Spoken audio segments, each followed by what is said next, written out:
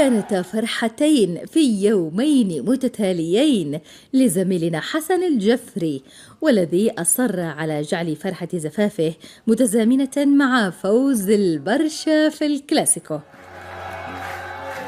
حسن الشاب الرائع الذي عرفه الكثيرون في برامجه على قناته في اليوتيوب وقناة السعيدة هاجر من حياة العزوبية إلى القفص الذهبي. من يهاجر من الحرية إلى القفص؟ زفاف امتلأت به فرحة القلوب كامتلاء قاعة العرس بمحبي حسن الذين جاءوا من كل حدب وصوب لمشاركته فرحته.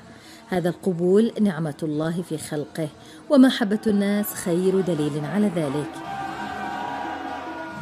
من هنا تتقدم أسرة قناة السعيدة بالبهجة والسرور وأخلص المباركات للزميل حسن الجفري، متمنين له حياة سعيدة.